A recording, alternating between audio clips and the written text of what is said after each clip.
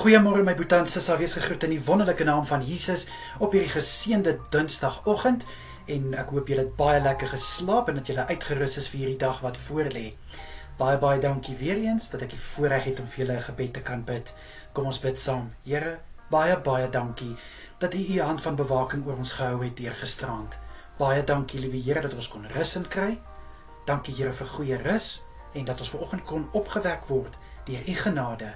Liewe Here, dankie dat ons weet, U het reeds voor ons uitgegaan, om die dag vir ons gelyk te maak, en daarvoor loof en prys ons U. Here, my gebed is dat U asseblief vir elke boetie en sissa vandag met 'n voorspoedige dag sal seën. Vader, ek bid dat in alles wat hulle gaan doen vandag in Jesus naam, mag dit suksesvol wees in Jesus naam. Ek bid vir krag en wysheid in elke taak wat voorlê. Liewe Here, ek bid vir positiwiteit en goeie moed in dit wat hierdie dag mag bring, in Jesus Christus naam. Vader, ek bid ook vir vanaand. Ek bid dat elke een onder die wakende hand sal wees, Vader. Dat U vir hulle sal rus gee, dat hulle goeie rus sal inkry. Liewe Here, ek bid dat hulle nagrus soet sal wees. Ek bid teen enige iets wat hulle nagrus wil kom steur, dat dit niks sal uitrig nie. Ek bid vir kalmte en rustigheid tydens elke een se slaap, asseblief, liewe Here.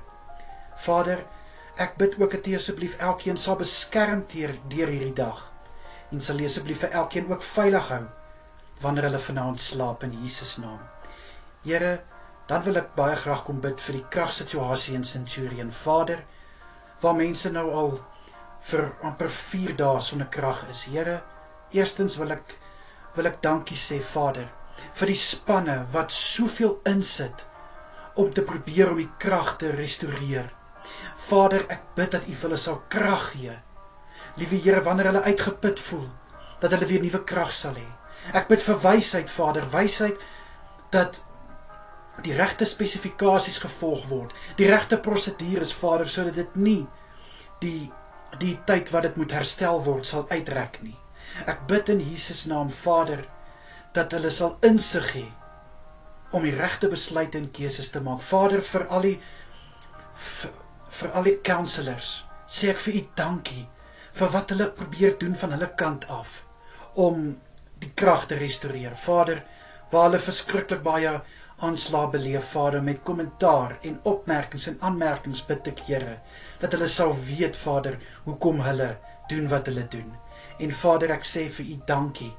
Dankie dat hulle die deursettingsvermoë en die uithou vermoë het. Liewe Here, ek bid vir U hand van seën oor hierdie proses. Asseblief, Here. Vader, vir elkeen wat geraak word deur die krag, bid ek en ek vra, Here, om U hand oor hulle te hou. Geef hulle asseblief geduld, geef hulle kalmte en rustigheid, Here. Vader, ek bid dat hulle ook wysheid sal hê oor hoe om hierdie situasie te werk.